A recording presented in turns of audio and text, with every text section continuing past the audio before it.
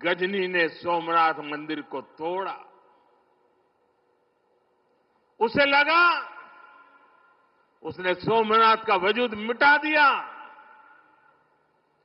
लेकिन कुछ वर्षों के भीतर भीतर सोमनाथ का पुनर्निर्माण हो चुका था। 12वीं शताब्दी में राजा कुमारपाल ने मंदिर का भव्य जीर्णोद्धार करा दिया था, लेकिन 13वीं शताब्दी के अंत में अलाउद्दीन खिलजी ने सोमनाथ पर फिर आक्रमण का दुस्साहस कर दिया। कहते हैं जालोर के रावल ने खिमजी सेनाओं से जमकर लोहा लिया। इसके बाद 14वीं शताब्दी की शुरुआत में जूनागढ़ के राजा द्वारा फिर से सोमनाथ की प्रतिष्ठा संपन्न कर दी गई। 14वीं शताब्दी के आखिरी वर्षों में मुजफ्फर खान ने सोमनाथ पर फिर हमला किया। वो हमला भी नाकाम रहा।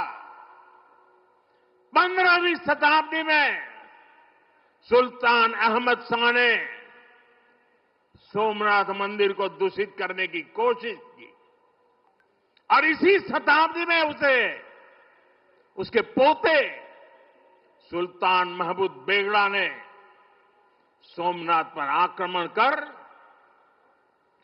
मंदिर को मस्जिद बनाने की कोशिश की, लेकिन महादेव के भक्तों के प्रयासों से मंदिर पुनः जीवंत हो उठा।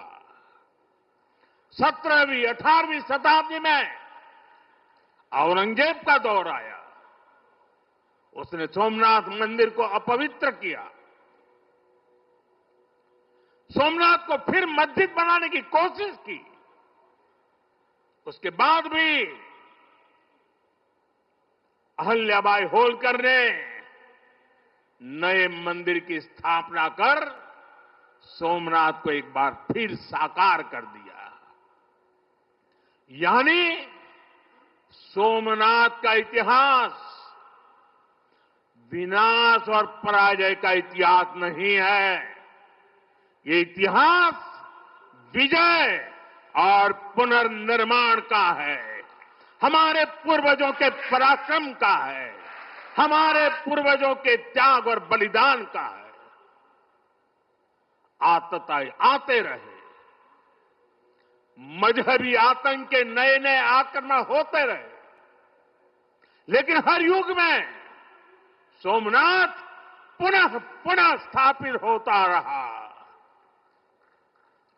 इतनी सदियों तक का संघर्ष, इतना लंबा प्रतिकार, इतना महान धैर्य, सृजन और पुनर्निर्माण का ऐसा जीवन, ये सामर्थ्य अपनी संस्कृति में ऐसा विश्वास और ऐसी आस्था दुनिया के इतिहास में ऐसा उदाहरण मिलना मुश्किल है।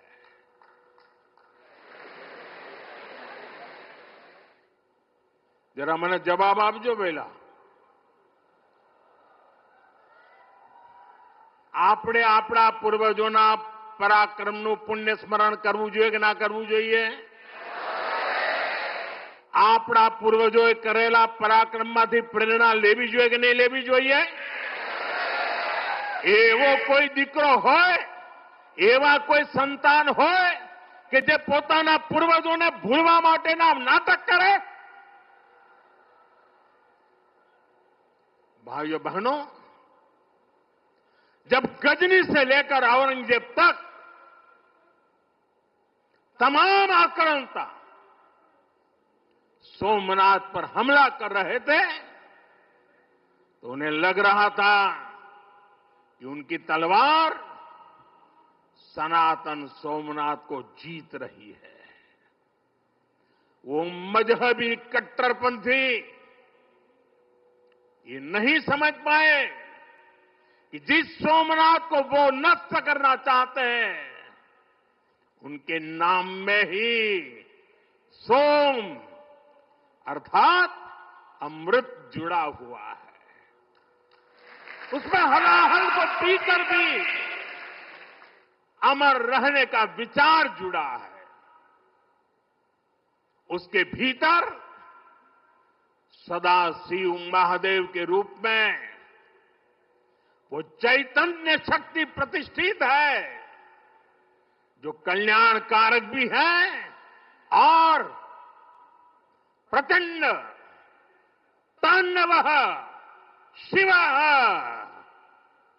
ये शक्ति का स्रोत भी है।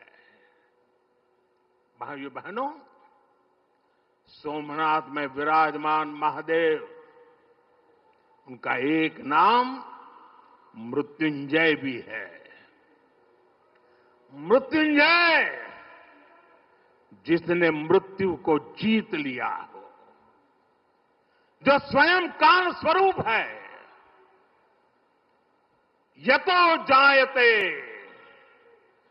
पाल्यते येन विश्वम तमीस भजे लियते यत्र विश्वम। अर्थात ये सृष्टि उन्हीं से उत्पन्न होती है, उन्हीं में लय हो जाती है। हम मानते हैं त्वमेको जगत व्यापको विश्व रूप, यानी शिव पूरे जगत में व्याप्त है।